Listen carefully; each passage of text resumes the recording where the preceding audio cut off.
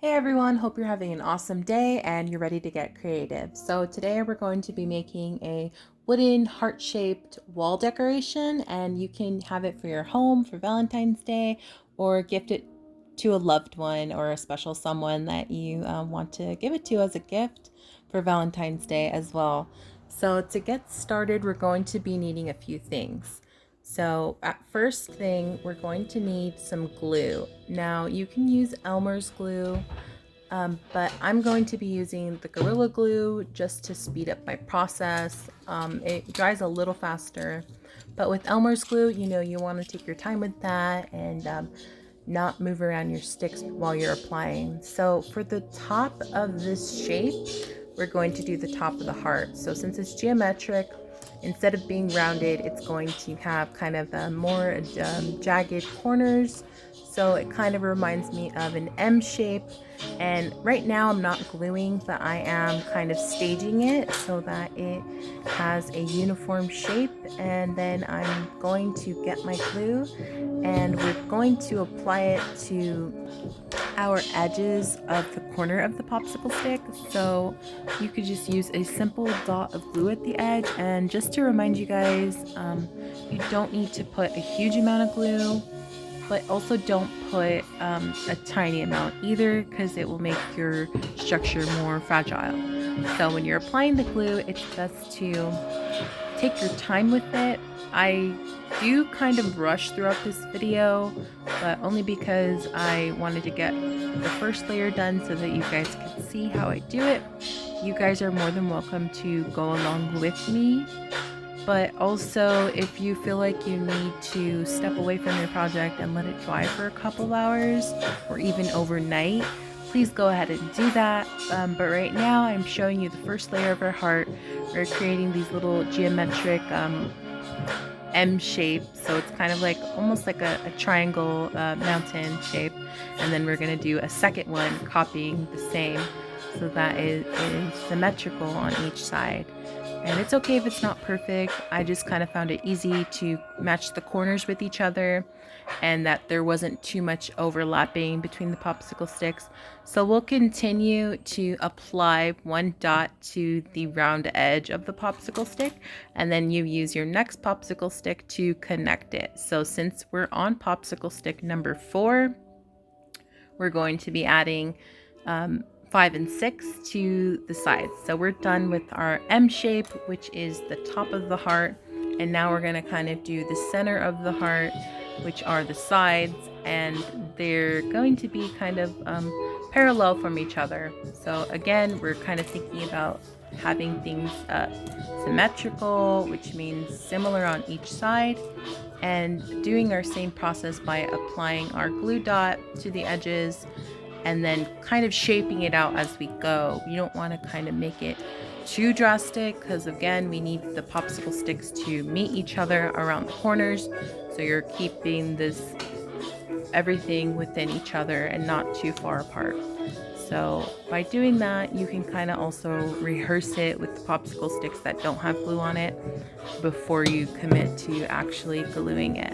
So that's kind of what I did right now. And then I kind of just went with it and did the 5th stick. And then I'll go ahead with the other side and do the same thing.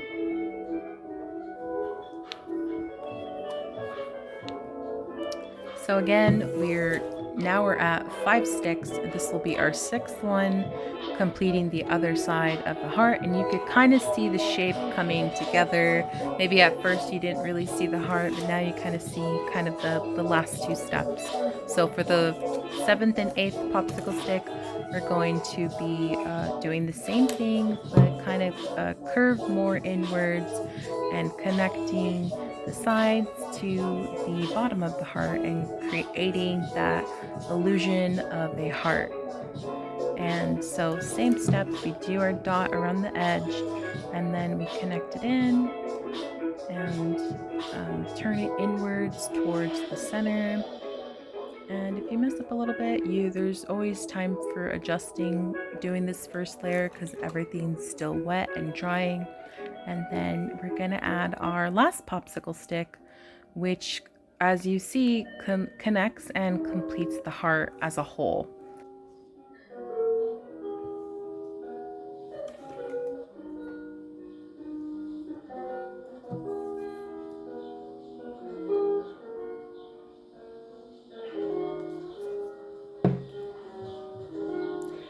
So after completing our final stick to creating this whole shape of a heart, you kind of see now that it's all completed, our first layer was only 8 popsicle sticks creating the heart shape.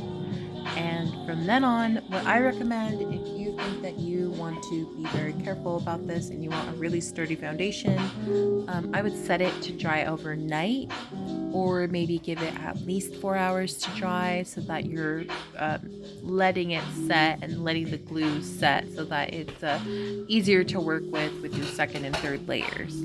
So once we're done, you can see that it resembles a heart, and then you'll see me kind of continue the same process in completing our layers. So we're going to do 2 more layers. You should have at least 16 more popsicle sticks to work with. And in doing that, you are going to actually be doing the same process over, but now it's going to be a lot more easier because we're creating a second layer, and that's going to be really simple because all you have to do is trace and lay down your popsicle stick to where you initially laid it down. And it's really easy because it kind of, the first layer acts like a guide. And so, a lot of this part is kind of more enjoyable because all you have to focus on is just creating the same shape and kind of just lining it up, and you already did that for the first step. So it makes it really easy, and this is kind of the fun part. You could also kind of focus more on just making it look neater around the edges. And remember that, if you do feel like you're playing with too much glue and that it's going to be unsturdy and fall apart, I would just step away from it for a day and let it set and dry. And then the next day, it's going to be hardened and easier to work with, and you can continue this process to your own pace. There's no rushing, and it's all up to you guys. You guys can always come back to this video and reference it. It will always be up here. So yeah, we're going to be doing the same exact steps. So I'm going to speed up my process a little bit just so you guys can watch what I do.